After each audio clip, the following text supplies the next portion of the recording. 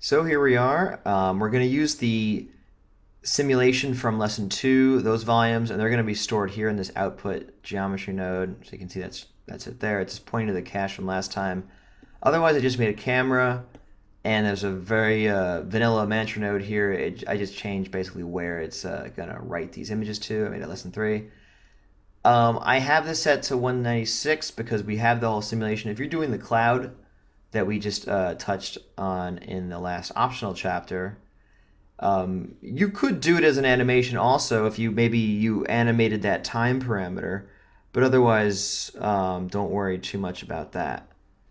Also, while we're here, let's make HQ and LQ. Oopsies. HQ and LQ takes, and if you recall, takes are basically going to be a collection of presets. These are great to use when it comes to rendering volumes because you'll probably make LQ settings to work on in Houdini when you're working interactively, and then you'll switch it over to HQ at night when you'll maybe have more time to render. Cool. So now we're going to talk about 3 different kinds of lights that I like to use, and there's many kinds of lights. In fact, you can see quite a few of them here on the lights and camera shelf.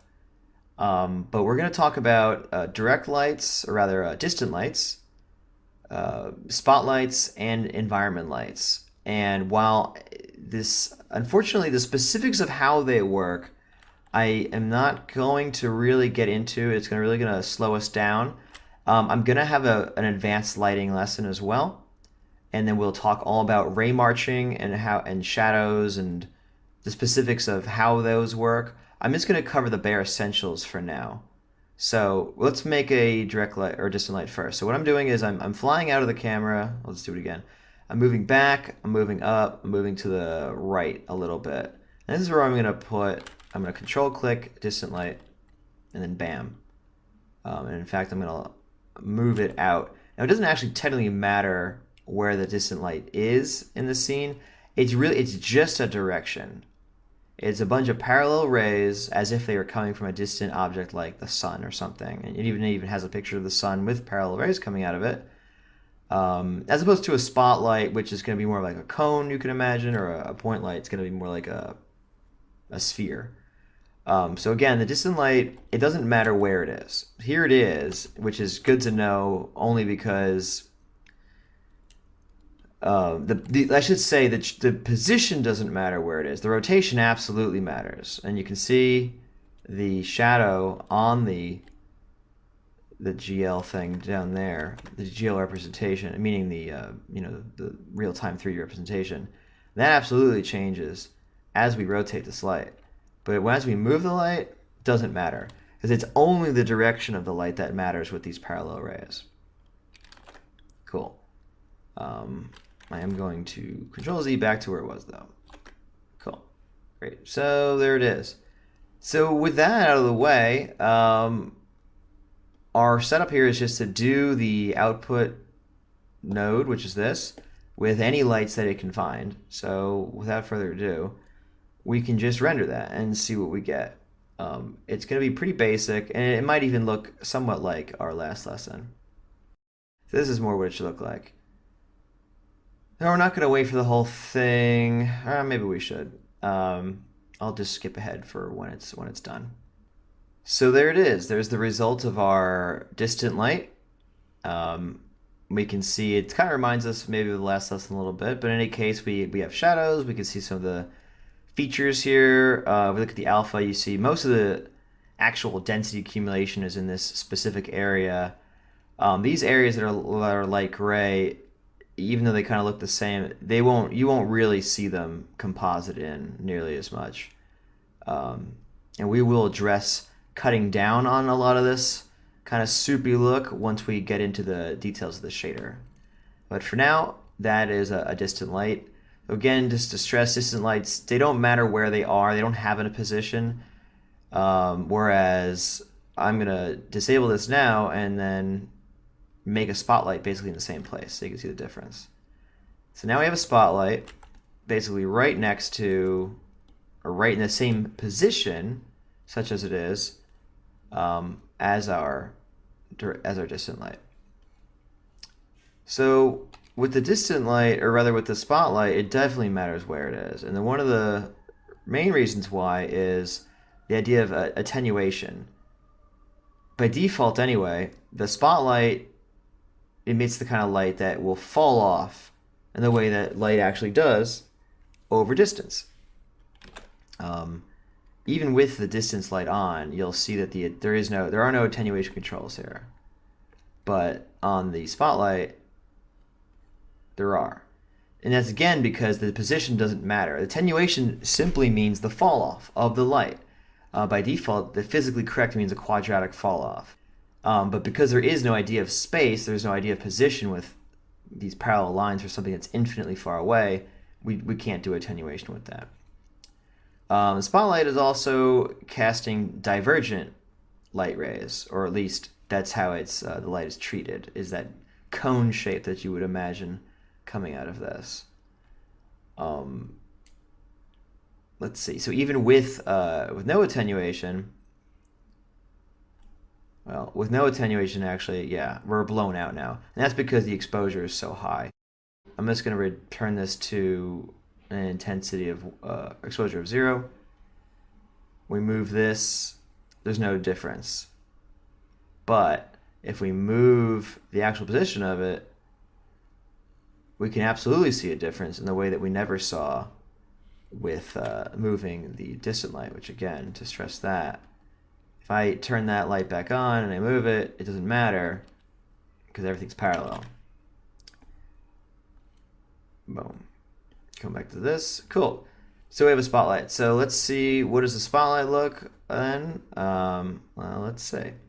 I'm just going to render that. And again, we disabled the other light, so we're just going to get the spotlight treatment. And once again, I'm going to let this render, and then I'll rejoin you in a quick hot second. Okay, so our spotlight finished. And if I scrub back, you can see the render time was basically the same, because in both cases, the renderer is just doing a lookup to see what angle the light's coming from. And it happens to be parallel for distant light, which is what's on the left, where you can kind of see the shadow rays here coming this way. And then if you look at the spotlight here, we can kind of see them fanning out a little bit. In fact, I really want to drive that fan shadow idea home. So I'm going to move this spotlight much closer and then actually give it that to get more of that angle that we want to see. So now the divergence will be much more pronounced of the spotlight, of these rays. At least it should be. So hopefully that will we'll get that idea. So I'm going to render this now, and let's see what we get from that. I expect that it'll be more severely divergent. And here's the result of that. We can see we actually cut off a bunch of it compared to the previous amount because it just fell outside of the cone of the spotlight. But at any rate, look at the shadows here again. You can really see how they are spreading apart the closer the spotlight gets to it, which has an interesting effect. We have shadows on this side of these features, and then the shadows are kind of on this side of the features. So they're on the left side over here and the right side over here, as opposed to here, where they're both firmly on this side. So it's a different feeling. Again, this is outside. This is an infinitely far light away.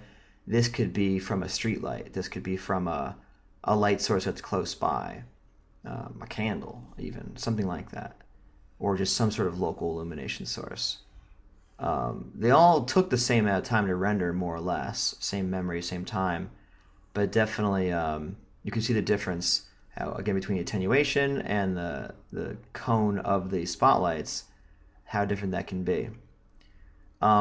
So that's the spotlight, and then the last light I wanted to mention is the environment light. Well, we can just click here. Now this one we don't need to even go to a position, because this one cares even less about, I mean, it's at least helpful to place the distant light in the scene, because we get an idea, because this is like, oh, well, the sun's over here, so the angle should be this. So the positioning of the distant light helps you determine an angle, even if it doesn't actually matter. Um, Now, the environment light straight up doesn't matter at all because the environment light is all around everything all the time.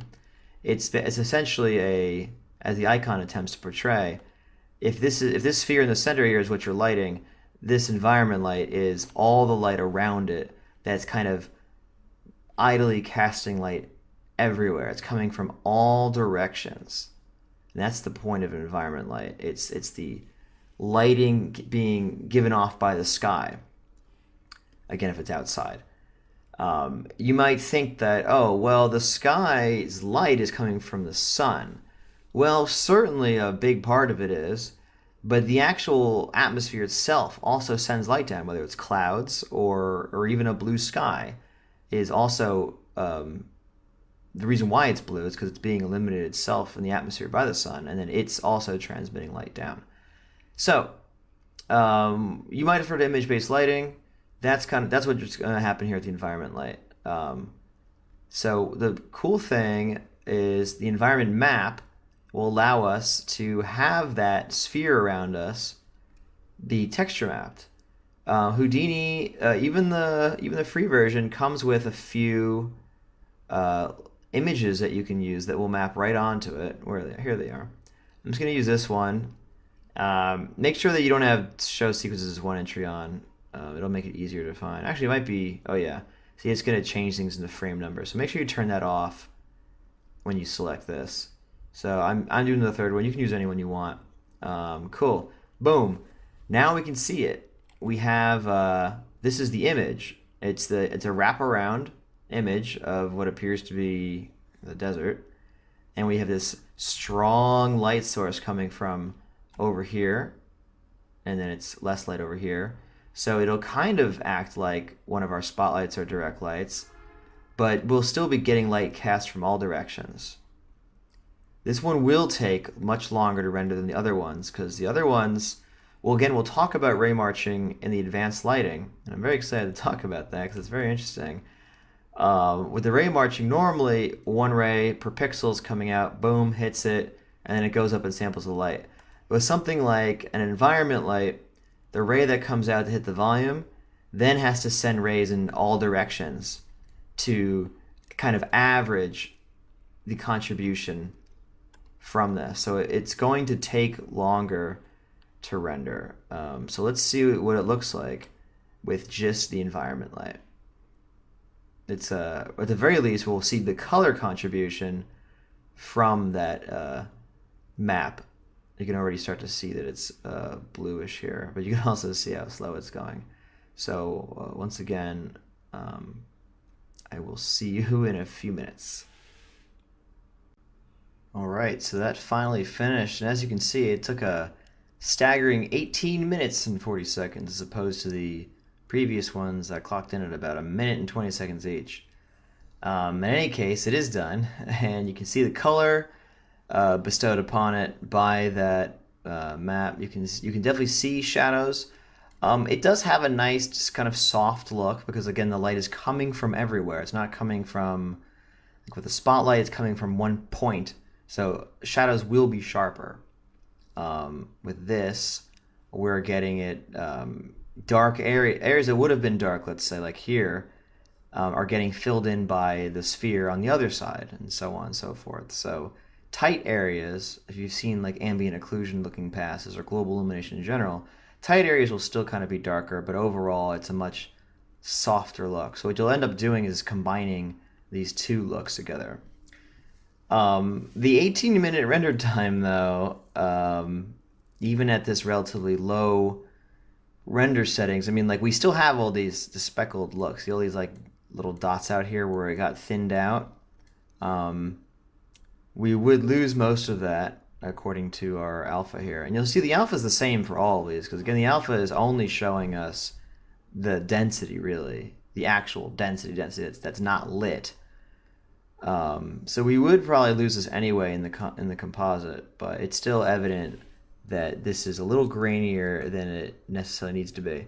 So this is a good segue into now talking about render optimization, so that we can really get this render time down, as you're about to see.